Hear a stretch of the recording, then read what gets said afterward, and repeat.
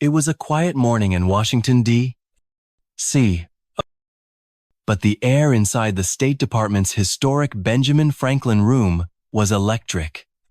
Polished mahogany tables gleamed under chandeliers. American flags stood tall in each corner, and beneath the glow of filtered sunlight pouring through bulletproof glass, former Secretary of State Hillary Clinton adjusted her earpiece. She wasn't just preparing for another speech. She was preparing to remind the world who held the reins of global leadership 5,000 miles away. In the heart of West Africa, a different kind of morning was unfolding. In a modest office in Ouagadougou, President Ibrahim Traoré, barely 20, sat behind a cluttered wooden desk. No marble floors. No gold trim. Nah, diplomatic portraits. Just handwritten notes on agricultural innovation, energy independence, and his country's relentless pursuit of dignity. The colors of Burkina Faso's flag, red, white, and green, hung proudly behind him, vibrant against plain white walls. While Clinton's team combed through polished talking points and institutional frameworks, Traoré flipped through dog-eared folders detailing solar power installations in rural villages. While one room basked in diplomatic tradition, the other pulsed with grassroots urgency. Both leaders were joining the Global Economic Forum's virtual summit, where the world's most powerful voices would discuss climate financing for developing nations. But this wasn't just another panel. Today, two worlds would meet not in the shadows of diplomacy, but in full public view. The moderator's voice came through the screen. Today, we explore Africa's role in global climate initiatives and the pathway to sustainable development financing. Hillary Clinton narrowed her eyes.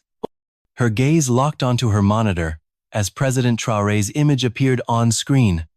He looked calm, focused, young, but not naive. Clinton had followed his rise, his refusal to allow foreign military bases, his hard stance on Western mining contracts.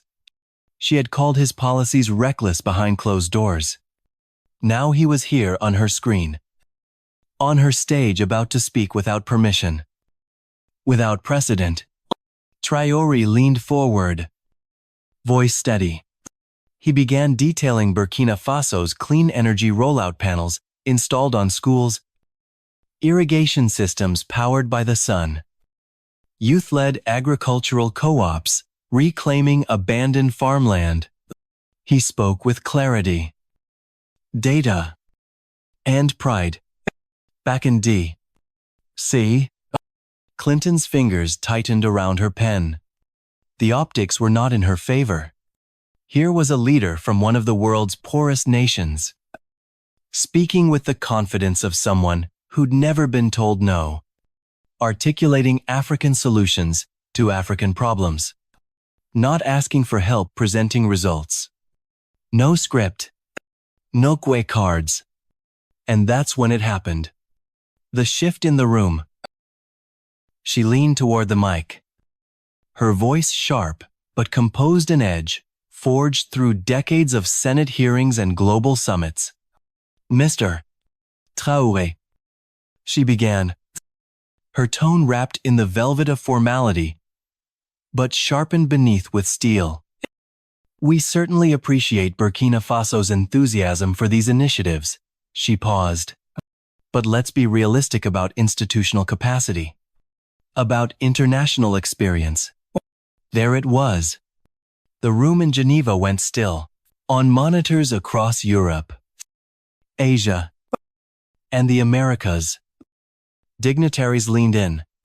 The Swiss moderator blinked rapidly. President Macron's aide froze mid-note.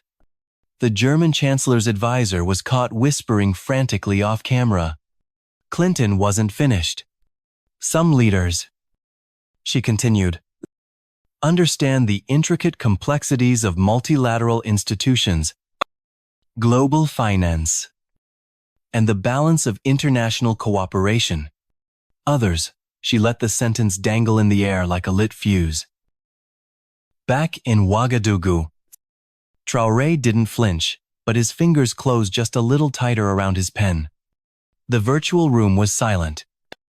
The kind of silence that isn't empty, but charged. Across the digital audience, viewers began typing. Within moments, Twitter exploded. The hashtag number, Global Forum, began trending. Screenshots, video clips, translated captions, all spreading like wildfire. Clinton's team exchanged nervous glances. This wasn't in the prep memo, and then came the words that would echo across continents. You don't belong on this stage, Mr. Traoré. This requires serious, experienced leadership. Time stopped. The moderator sat stunned. Translators hesitated. Traoré stared into the camera, unblinking. And just like that, what began as a climate discussion had become something far bigger. This was no longer about policies or funding models. This was about who gets to speak and who is told to be silent. The collision had begun. The silence was thunderous. For a moment, even the pixels on the screen seemed to hesitate, frozen between diplomacy and something far more dangerous. Clinton had just said the words no one expected to hear, on a global stage. You don't belong on this stage, Mr. Traoré. The comment didn't land softly. It detonated. Across the digital feeds of the Global Economic Forum, faces shifted, some confused, others visibly uncomfortable. The Swiss moderator blinked twice. Lost for words, France's President Macron leaned back, his brows narrowing. The South Korean delegate lowered her pen. In the State Department's media briefing room, Clinton's communications staff sat bolt upright, eyes glued to the screen, mouths slightly open. This wasn't a footnote. This wasn't a misstep. It was a line drawn in the sand. Live. In high definition. And the internet noticed.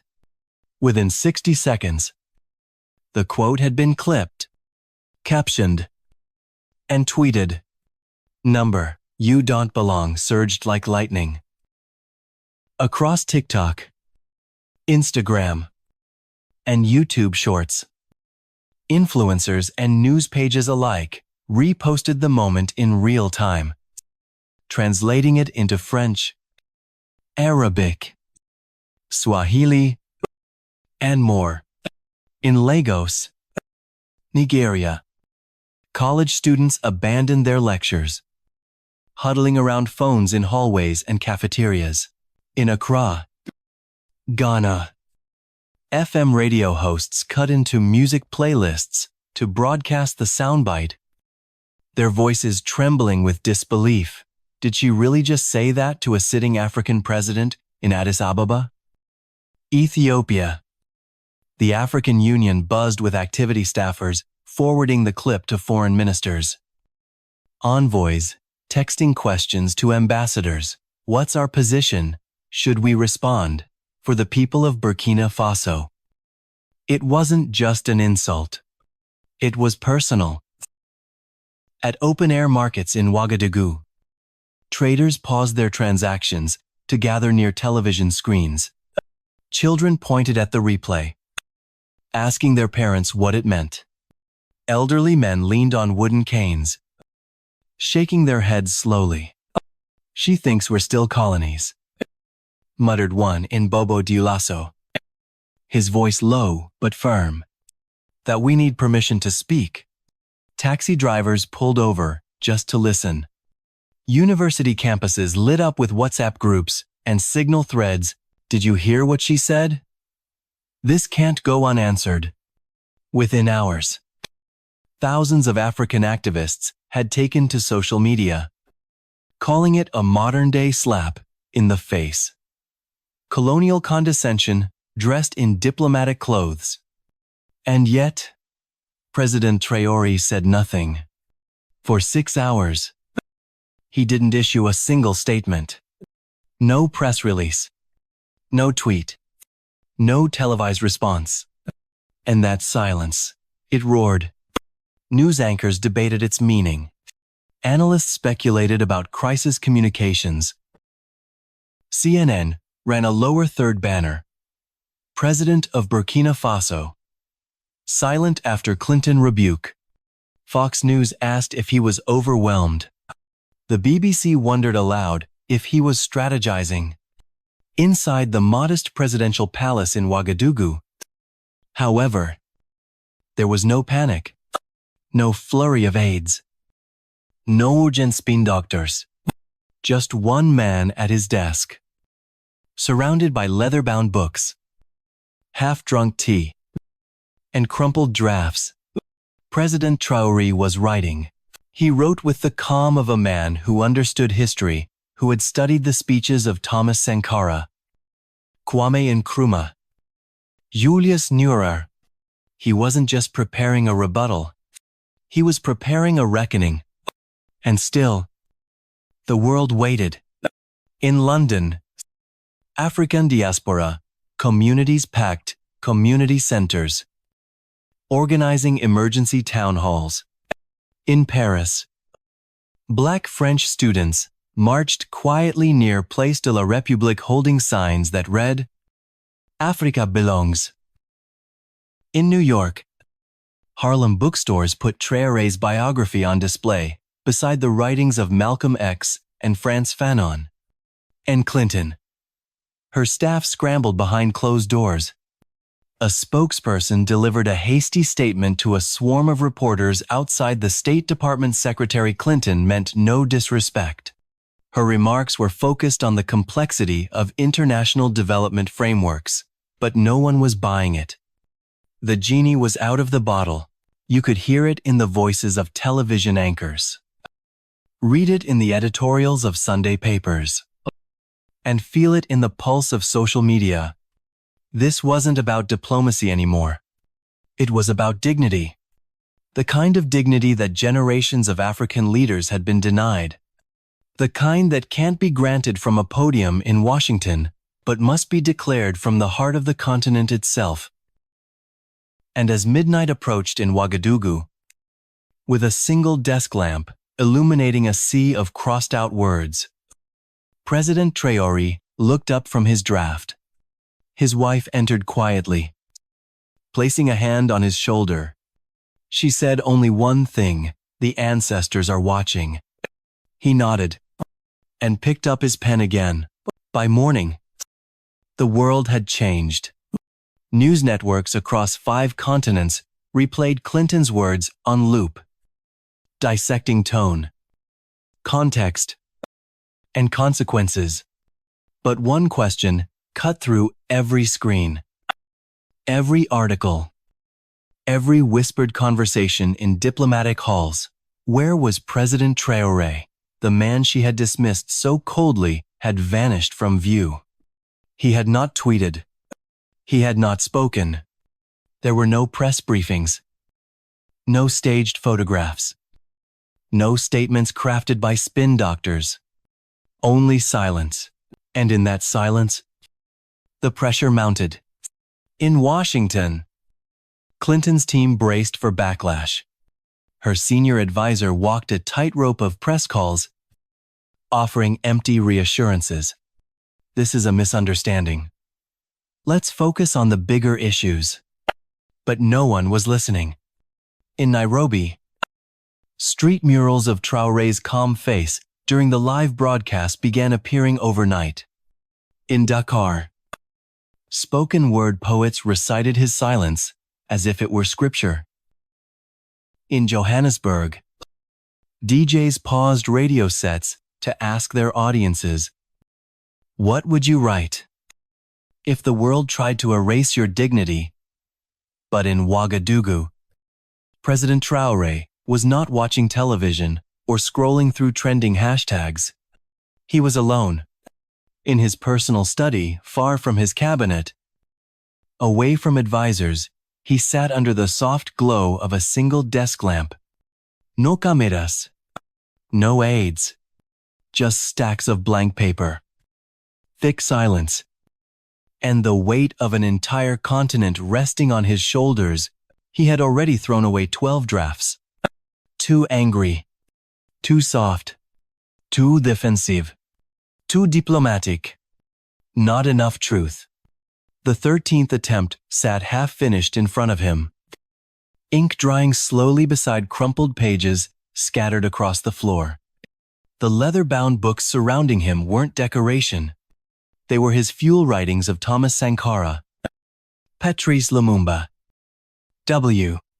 E. B. Du Bois, James Baldwin.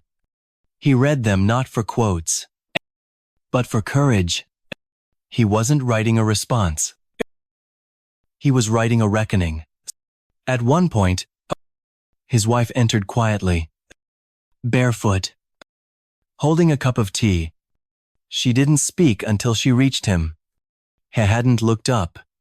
He was still mid-sentence. She gently placed her hand on his shoulder and whispered, "The ancestors are watching." He finally turned. Their eyes met. And for a moment, he wasn't the president of Burkina Faso. He was a son of the soil, a student of memory, a vessel of something far older than the modern world could comprehend. He nodded silent, solemn, and returned to his letter. Hours passed. Outside, soldiers stood guard without knowing what their president was doing inside. Ministers waited for a signal. Young people gathered in university courtyards across Africa, refreshing livestream pages and news feeds. They weren't just waiting for a leader to speak. They were waiting for someone to speak for them. For the boy in Lagos, who'd been told his accent made him sound uneducated. For the girl in Kigali who'd been laughed at in Paris for pronouncing climate with an African cadence. For the engineer in Nairobi denied a UN fellowship because he lacked Western credentials. For the entire generation, raised to believe their dreams required foreign validation. They weren't waiting for political strategy. They were waiting for truth. And then, it was ready. At 1:52 p.m. Watt. The official press office sent a single tweet. President Traoré will address the nation and the world at 2:00 p.m. The tweet was seen by over 12 million people in the first 10 minutes. Phones lit up in dormitories, taxis, embassies, coffee shops, and marketplaces. Churches delayed midweek services. Teachers paused mid-lesson. People sprinted home. In a world that rarely paused for anything African, today was different. And then, it began. No grand stage. No polished backdrop. Just a simple wooden desk. A softly waving flag behind him. And a letter, handwritten, resting beneath his palm. He looked into the camera. Not as a politician, but as a man carrying the voice of millions. He began, "Madam Clinton," he said, voice steady as stone. "You said I don't belong on the stage of global leadership. Perhaps you're absolutely right." He let the silence hang. A breath, a heartbeat. "I don't belong on a stage where Africa is expected to stay silent while others decide our future. I don't belong on a stage where our resources are extracted while our people remain in poverty. I don't belong on a stage where we are lectured on governance by those who helped create the chaos we now clean up." His voice didn't rise. It didn't need to. Because truth, when spoken without apology, doesn't shout. It echoes. He didn't raise his voice. He didn't need a teleprompter. He didn't wear a $1,000 suit. But when President Ibrahim Traoré began to read his handwritten letter to the world, the moment felt bigger than any summit. any sanction, any diplomatic headline. It was 2:00 p.m. in Ouagadougou. The set was simple. A wooden desk, a worn-out chair, a flag behind him that had once flown during revolution. No orchestras, no golden podiums, just a man, a pen, and a message that would change how the world viewed an entire continent. Traoré looked directly into the camera.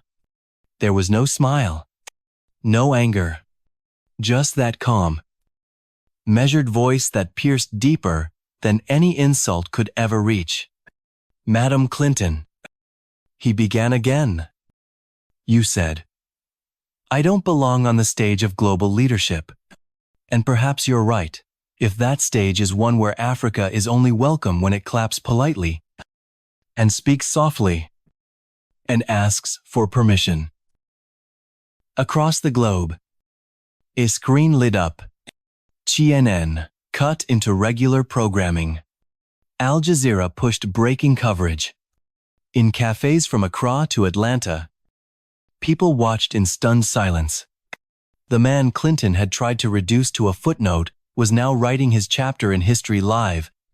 I do not belong on a stage, he continued, where our vast mineral wealth is extracted by foreign hands while our children walk miles for clean water, where those who caused climate change now demand we meet their standards to receive help, where we are offered loans, not partnerships, and silence, not dignity. The letter wasn't a clapback. It was a mirror, and the world couldn't look away. Social media imploded. Hashtags exploded across timelines. The letter number. Dignity diplomacy. Number. Africa speaks. Within 30 minutes, the broadcast had been translated into 17 languages and shared in over 60 countries. On TikTok, Gen Z activists stitched quotes from the speech with videos of African landscapes, traditions, and youth-led innovation. This wasn't just a president defending himself. This was a continent declaring its voice. In London, a Ghanaian student live-streamed her tears as she watched. In Toronto, Nigerian immigrants flooded community halls to hold viewing parties. In Nairobi, school children memorized lines from the speech, reciting them during recess like it was scripture. And in Washington, the State Department's media war room was in chaos. Clinton's team had expected a formal letter, maybe a closed-door complaint. What they got instead was a global movement erupting in real time. He wasn't accusatory. He was undeniable. I do not belong on a stage, Traoré said, where our brightest youth are forced to risk their lives crossing oceans, because opportunity has been stolen from their homeland, while those who created that desperation offer empty lectures and conditional aid. His words hit harder than sanctions. Every phrase landed like a hammer, not of rage, but of truth. And the effect immediate, uncontainable, unstoppable. Within hours, African heads of state, who had stayed silent for decades, began reposting the speech with words of support. Ghana's president tweeted, "A voice for the voiceless. A stand for every African leader who has ever been told to wait their turn." Kenya's foreign minister issued a statement calling the letter the most articulate defense of African sovereignty in modern diplomatic memory. But it didn't stop with politicians. In Johannesburg, graffiti artists sprayed quotes across overpasses. In Bamako, musicians composed protest ballads using lines from the speech. In Lagos, fashion designers printed the words, "We do not belong. There we belong. Everywhere," on bold red fabric, turning political resistance into streetwear. It was wildfire.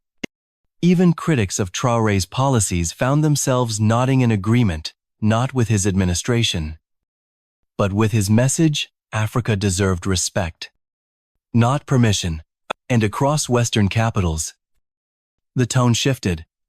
Some diplomats remained defensive, but many, quietly, admitted this wasn't noise. This was truth spoken clearly, cleanly, and without apology. International media followed suit. The New York Times ran a front-page headline, "When Africa Spoke and the World Had to Listen." The Guardian published an op-ed titled, "A Dignity Revolution. One Letter at a Time." Even Fox News, normally skeptical of foreign affairs, hosted a primetime debate about Traoré's words. Half the panel called it overreach. The other half called it a lesson in grace. But none could deny it. The letter had landed. Not with rage, not with revenge, but with power. And from that simple desk in Ouagadougou, President Traoré had done what no policy paper or summit had ever achieved. He'd reminded the world Africa wasn't waiting to be invited to the table anymore. Africa was the table. And the world was finally pulling up a chair. The letter didn't fade. It didn't get buried beneath the next news cycle. It didn't become yesterday's trend. It grew like a fire fed by history, pride, and decades of waiting. Within 48 hours, President Traoré's broadcast had been downloaded, translated, and replayed in over 70 countries. But what happened next wasn't diplomatic. It was cultural. It began in Accra, Ghana, where university students printed the full text of the letter and taped it to dormitory walls. Professors canceled regular lectures to host open forums. Philosophy departments brought in historians and poets to help dissect it line by line, metaphor by metaphor. One student stood up in front of 100 classmates and read the final paragraph aloud, his voice cracking. "We do not seek permission to exist. We seek only the dignity that should never have been denied." The room erupted in applause. Across the continent, the letter stopped being just a document. It became a symbol. In Johannesburg, street artists turned Traoré's words into murals. One piece covered the side of a 3-story building, his face painted in broad strokes. The phrase, "Africa belongs," glowing in bold red letters. In Bamako, musicians composed songs inspired by the speech. One track, titled "The Letter Lives Here," was downloaded over 1 million times on Audiomack and Spotify within a week. In Lagos, fashion designers went to work immediately. They screen-printed quotes from the letter onto jackets, scarves, and t-shirts. At the center of the first collection, a black hoodie with gold lettering that read, "We don't belong there. We belong everywhere." Even barbershops joined the movement. In Nairobi, a barber carved Traoré's signature into a customer's fade, posting the result to TikTok. It went viral in 3 hours. But it wasn't just art and music. Churches wove the message into sermons. Mosques incorporated it into Friday prayers. Traditional griots in villages across Senegal told the story in native dialects, sitting under baobab trees as children gathered at their feet. The letter was no longer just being read. It was being lived. In classrooms, in street corners, in kitchens and courtyards. The question shifted. Did you hear what Traoré said? Became, what does it mean for us in Paris? The African diaspora held night vigils, lighting candles beneath statues of colonizers, now viewed with fresh eyes. In London, speakers at Hyde Park quoted the letter beside passages from Martin Luther King Jr. and Nelson Mandela.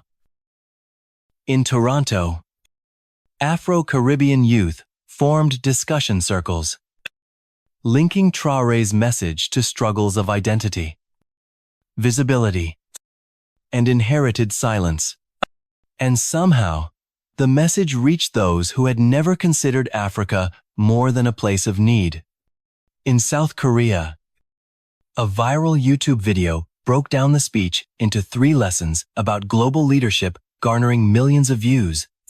In Brazil, Afro-Latino activists began using lines from the letter in local protests. In India, university students wrote essays drawing parallels between colonial legacy and the balance of global power. The world was watching, and not through the lens of charity or pity, but through a new frame: respect. Back in Burkina Faso, the transformation was almost spiritual.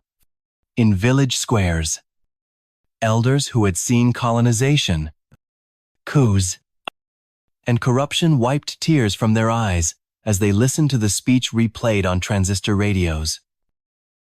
In marketplaces, vendors played the letter on loudspeakers between customer transactions. In schools, children were asked to write essays titled, "What Does Dignity Mean to Me?" But not everyone was celebrating. In Washington, Clinton's team scrambled to recover. Think tanks tried to spin the narrative. A few op-eds emerged, labeling the speech overly romantic or idealistic. But they fell flat, because when a letter speaks to the heart of a people, the spin dies. Even some Western diplomats privately acknowledged the shift. "I've never seen anything like this." One European ambassador admitted, "It's not just politics. It's a cultural earthquake." And they were right. This wasn't a temporary moment. It was a permanent shift. The letter had become more than a defense. It was a mirror held to the world. And in its reflection, people saw not just one leader, but an entire continent rising. For the first time in a long time, Africa wasn't waiting. It was moving. And the world, ready or not, was following its lead. 6 months later, the echoes hadn't faded. They'd grown louder, rippling through conference halls, classrooms, and corridors of power. What began as one letter had transformed into a global reawakening. In international relations, departments from Harvard to Nairobi, President Traoré's words were now required reading. His broadcast was studied alongside Churchill's wartime speeches and Mandela's inauguration. Professors didn't just teach it for its political impact, they taught it for its moral clarity, its rhetorical power, and its unshakable sense of dignity. But the most dramatic transformation wasn't academic. It was psychological. For the first time in decades, young Africans walking into global meetings, universities, and diplomatic events no longer felt the need to prove they belonged. They walked in knowing they did. In Ouagadougou, Traoré's approval ratings had reached historic levels, but that wasn't the real story. The real shift was in how Burkina Faso was now perceived by the world. It was no longer just another developing country. It was a symbol. Foreign investment inquiries surged, especially from non-Western nations eager to build equal partnerships. Cultural exchange programs multiplied. African youth from across the continent applied to visit, study, or work in Burkina Faso, calling it the new nerve center of African confidence. And in the streets of Ouagadougou, something remarkable happened. People walked taller. Vendors painted quotes from the letter on wooden carts. Bus stops displayed hand-drawn posters of Traoré with the words "Lead with Truth." Teenagers wore bracelets engraved with one phrase, "We belong." But not all reverberations were celebratory. In Washington, Clinton had quietly stepped back from public life. Her advisors discouraged further commentary on African affairs. Every attempt to clarify her original statement only deepened the damage. Privately, her longtime allies admitted it was a turning point and not in her favor. The woman who once defined foreign policy strategy was now known, in part, for the moment, she underestimated a young African president with nothing but a microphone and a message. She was remembered not for the words she meant to say, but for the ones that woke a continent. Meanwhile, at the United Nations General Assembly, President Traoré walked onto the world's grandest diplomatic stage. This time, there were no objections, no doubts, no dismissals. He took the podium confident, calm, and fully present. And when he began to speak about climate justice and global partnership, the room listened, not because they had to, because they wanted to. His voice carried not just authority, but authenticity. When he spoke of water rights, food security, and green development, it wasn't theory, it was lived experience. When he spoke of partnership, it wasn't charity he sought, it was mutual respect. And when he finished, something happened that no one could have predicted a year before. The entire room stood, not out of formality, out of recognition. They weren't just applauding a man, they were applauding a movement born from a moment of condescension, elevated by courage, and cemented by clarity. Back in Burkina Faso, in the presidential office, there was a letter framed in simple glass, hung just above a weathered bookshelf. Foreign dignitaries who visited often paused to read it. Some were silent. Others asked questions. And Traoré would always respond with a small, knowing smile. Sometimes, he'd say, "The most powerful thing a leader can do is remind the world that every nation, every people, every voice deserves respect." And in that quiet sentence lived the entire story. A confrontation became a catalyst. A slight became a symbol. A letter became a legacy. Universities across Africa launched the Traoré Fellowship funding young leaders in diplomacy, media, and social change. Filmmakers began production on a biopic. Textbooks reprinted the letter in full. And every year on the anniversary of the broadcast, millions took to social media for what they called African Dignity Day, not a government holiday, but a global reminder that voices once silenced can one day move the earth. President Traoré never asked for a title. He didn't need one. Because sometimes, a pen speaks louder than a platform, and dignity speaks louder than power.